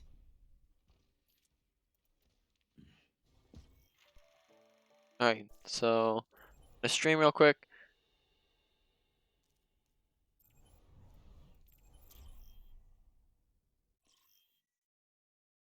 Okay, so yeah, I think I've seen this twice now, but just on the note of tilting your screen, right? If this person's running to the side of me, right, and they're on the inside of my screen, just do this, and then now we're blocking both of them, right? If their whole team's facing that way, we can just tilt our shield a little bit this way, and now we're still blocking their whole team. Now we're just blocking the people on the flank too, right? You can tilt your shield up if you need to, right? Just make sure that you're tilting it in the direction of where like the damage is coming, so you can block out more damage. With Sigma, I don't know if there's much technical stuff to go over. Just remember that like you're placing shield the same way that you're placing like the other things. So hold corner, right? Place it on the corner here, right? So we can just go like this. We're placing on corner, we're shooting. Okay, when shield starts to get a bit low, we're dropping it. We're using our grasp, right? We're like letting shield recharge, and we're using grasp as a tanking ability, right? We're recharging shield. Now we're putting back shield back up, and we can kind of rotate those abilities, right? Yeah. Okay, so on Sigma, I think your grasp usage was decent. You just used it very sparingly. Make sure you're using it more often. But when you did use it, you used it very good. You used it in good situations. Just make sure you're using to basically use it off a cooldown, right? That's gonna be with most. Unless you're like the ability is a reactionary ability, a lot Yeah. of um like let's say for example like a Baptiste immortality, right? This is most abilities in the game you're gonna look to use pretty much as often as possible. By the way, you can get in a queue. Um, Right. you're gonna look to use them as often as possible.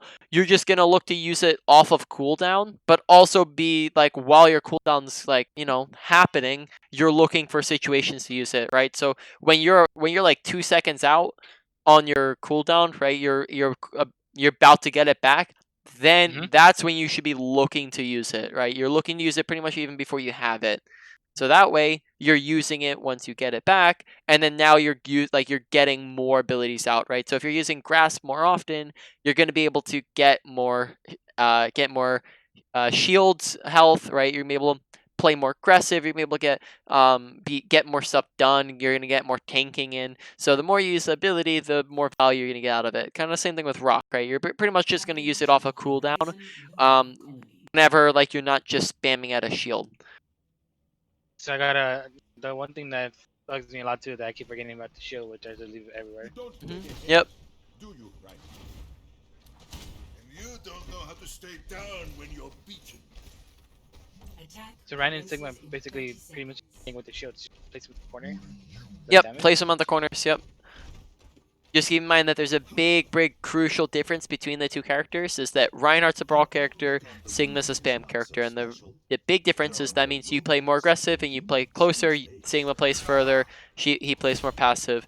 And that mainly stems from the fact that Sigma has long range abilities and he can shield and shoot at the same time. Reinhardt cannot shield and shoot at the same time, and he's very close range. Okay. So if you're not getting close range, you're not getting any value on Reinhardt when you could just be on Sigma.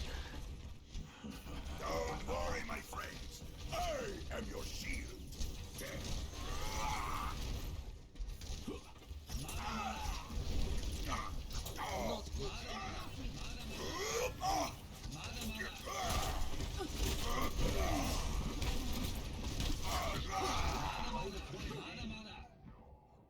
Okay, watch your health there, shield when you're low. When you're walking through the choke there, are you aware of how to turn around while you're shielding? Like this? I don't think I can see it from I can't see it while Oh, yeah, spectating. you hold left click, right? Yep, exactly. Just do that while you're trying to walk through a choke, so you can just see where your team's at, right? That way you know if they're coming with you. All right.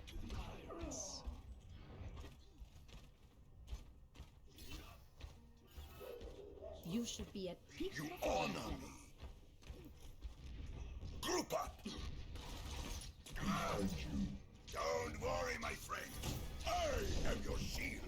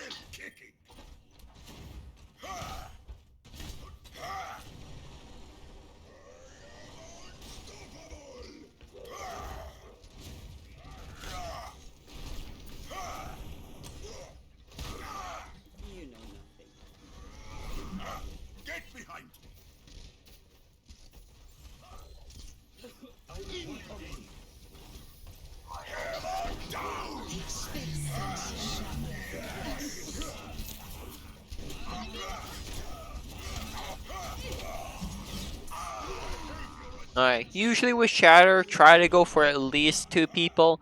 Like, one person is like an okay Shatter, but when you're really, if you're looking at it like one person really isn't gonna be worth it to try to use it on, because you could just kill them in a different way.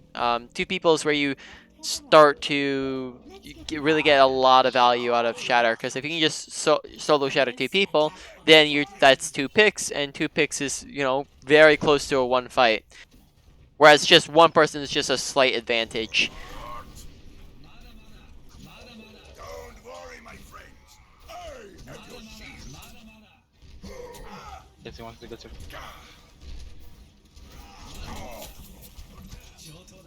Heroes never die.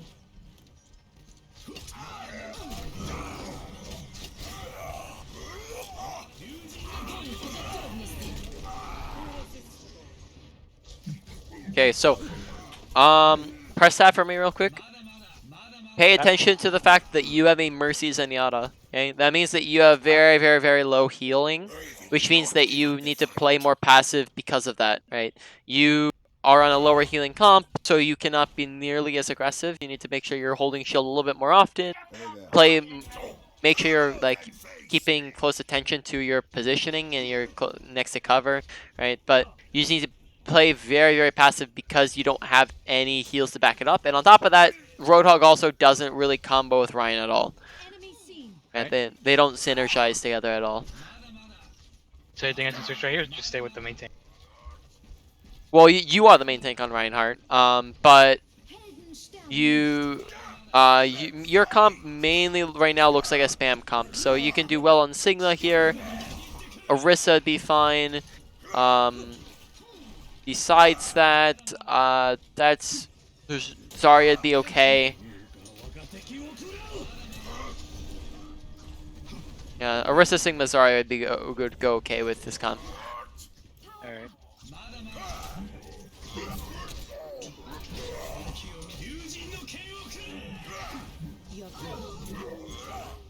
Okay, when you see a Genji blading your supports, right, you charge back into them, right? Because that either boops him away, which displaces him, or you get the pin, and even if he's nanoed, that's going to put him down to 1 HP if you pin him, right? Or if he took a tiny bit of damage, he's going to die.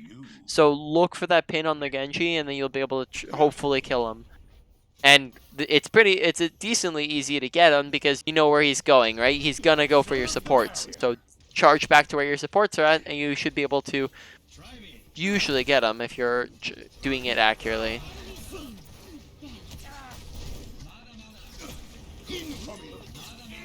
Zarya's behind you. Awareness. Right. Zarya's in the corner. She never left the corner. She's beaming us in the back. Make sure we're paying attention to it.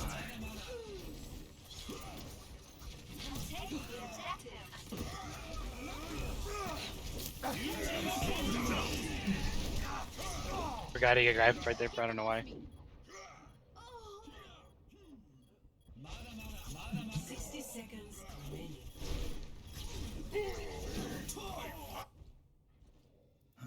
Haven't we done this before? What a curious feeling. Activating the barrier.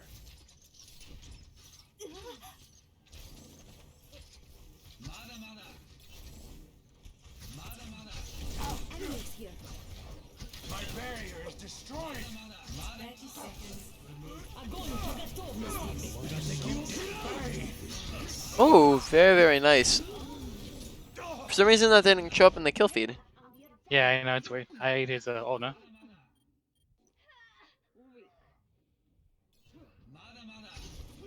Keep in mind as well, you did not use your shield either. A scientific miracle. A barrier is out of existence.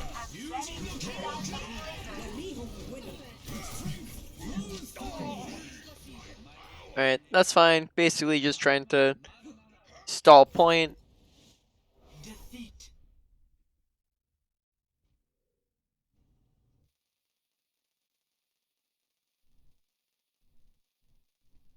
Play of the game. Trying to think.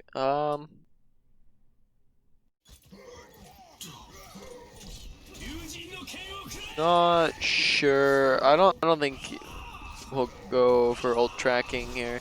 Yeah, I don't think that would be really what we need to focus on here. Maybe if maybe like if you guys got more sessions, then we'd go over ult tracking. But we don't have.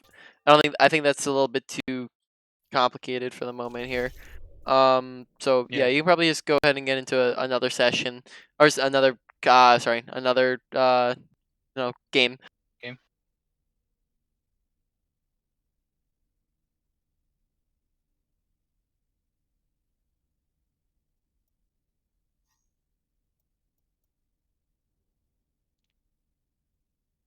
I was gonna say, tracking. Do you for Reinholds? Do I gotta wait for the Reinholds to shield go down when I use Wing Shatter, or do I choose it when? So with Reinhardt ult, there's a few different ways that you can kind of get around him. Basically like there's a lot of different situations that you can go for. You can wait till shield breaks, you can wait till Reinhardt's dead, you can if he's like super far away from his whole team, you can just go and shatter his team.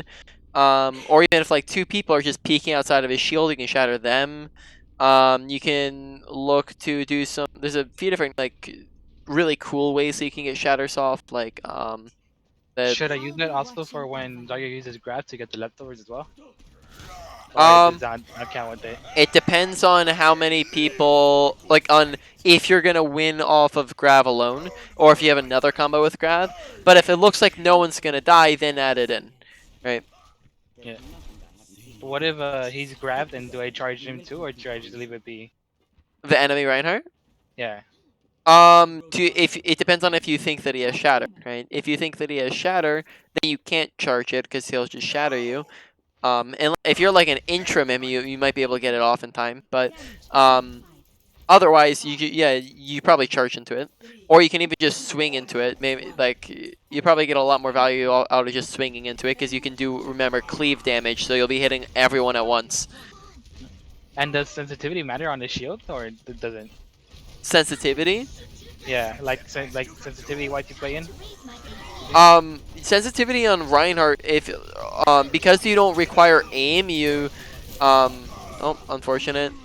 Because it doesn't require Yeah. aim, you can up your sensitivity a little bit on main tanks because, when you don't need aim, having the higher sensitivity can let you swing around a bit more with your camera, which can let you have some faster reaction times. But if you're playing off tank too, that might not be best to have high aim.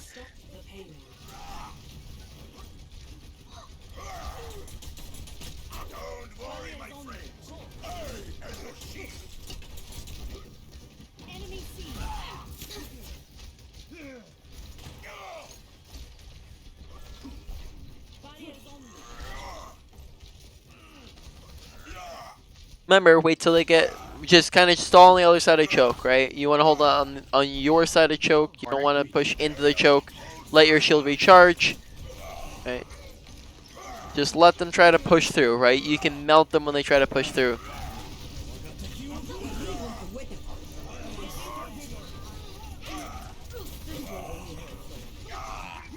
Okay. Yeah, sending practice with the swinging and the mic and the camera. Kind of weird.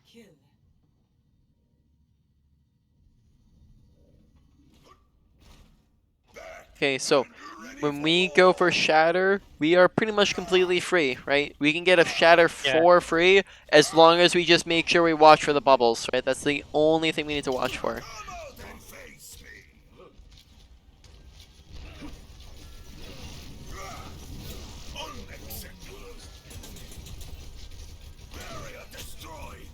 Remember, look to go aggressive when you have shield up, right?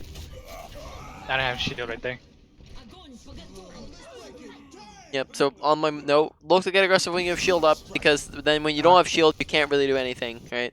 So try to get in when you have it up, and then you'll be able to get out with it up, right? But if you try to go in after shield's down, then that means you just don't have anything to like bail you out.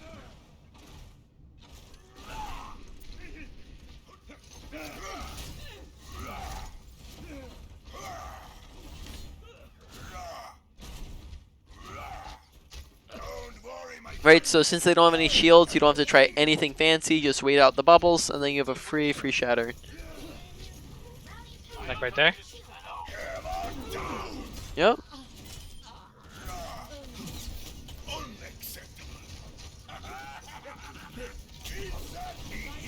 Remember when you... Oh. Sorry, remember when you're landing that shatter, go for the cleave damage of multiple people, so you could get the Zarya and the Ana at the same time. Yeah. See foolish dragons rise. I bow the enemy. All systems checked out. See that which is unseen. Come out and face me. We're pushed up very far right now. You want to hold back, right? Hold further back where the cart's at, right? And then they have to walk through this long, narrow choke point, right? This no man's land, kind of. Okay. Heroes never die. So that corner right there where you're at is where you want to hold. Enemy is here.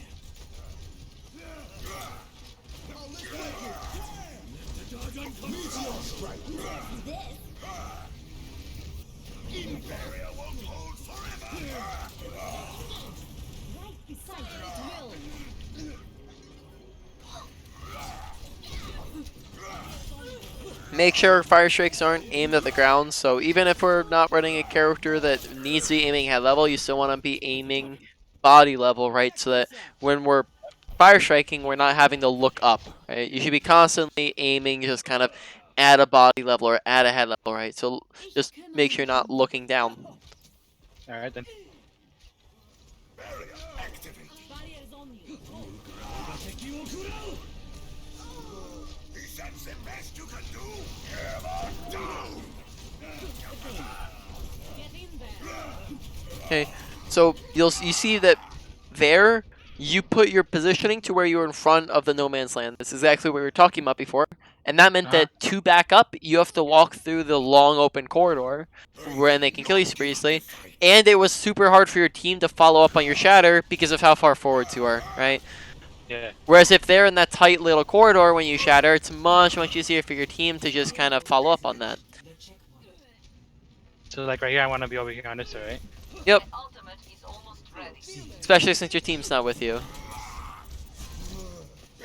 And let your shield recharge, right? If you're not actively looking to push in, you don't have really a reason to even have shield up. Okay. So just keep it down unless somebody's low or you're pushing forwards.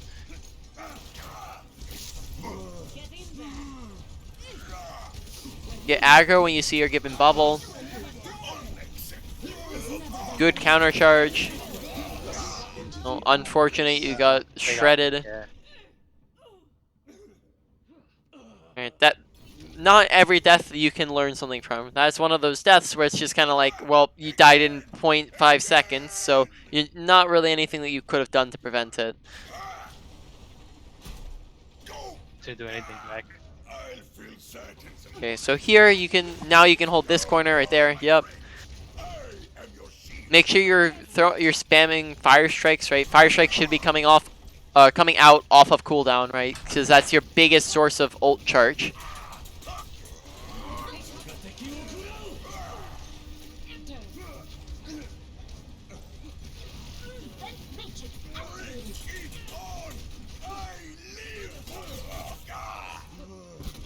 Too far up right there.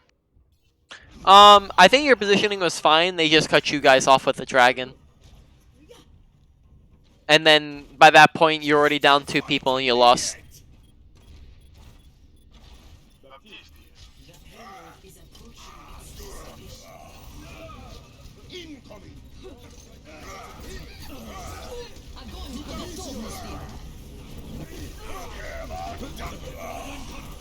Nice shatter.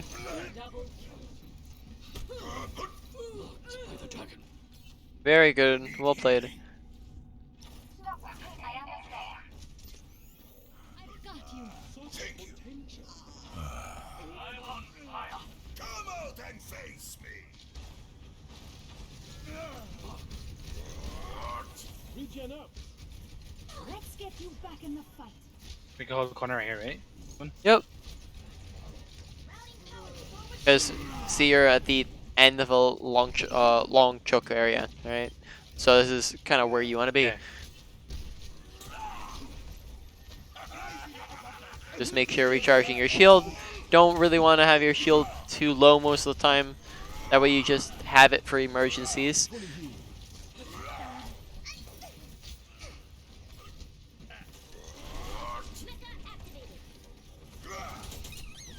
Like right here, don't use it. Is here. Yep.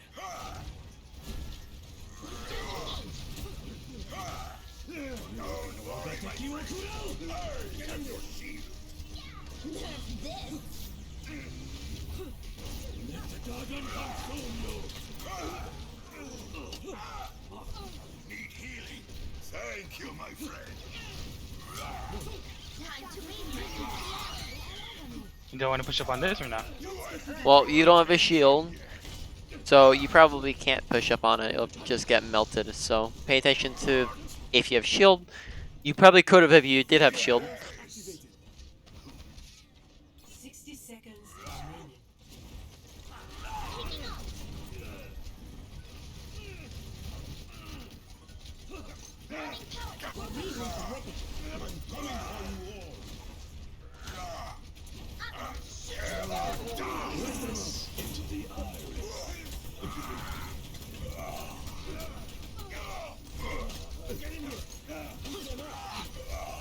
Heroes never die. 30 seconds remaining.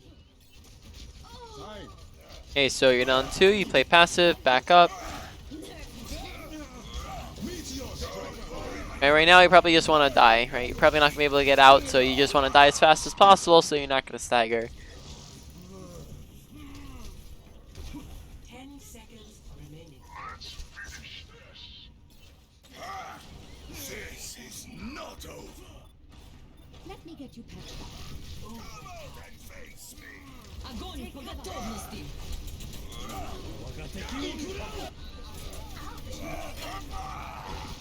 They use grab, then she dropped it there. Yep. You got D.Va off.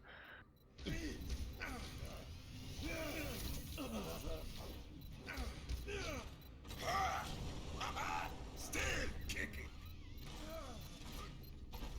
Okay, so that should conclude our session. Do you have any questions about anything we've gone over? No, I think I should be good. What I learned today and everything. All right. Well, that's very different than your friend. Yeah, it's very different from what I was doing and everything. So I'm trying using the shield and everything and all that. All right. Yeah. So just something to keep in mind is don't try to do all 20 things that we talked about because that's going to be overwhelming and you're just going to get discouraged. So instead focus on like 1 to 3 things at once. Try to master it or at least get it decently down, and then you can move on to some of the other stuff.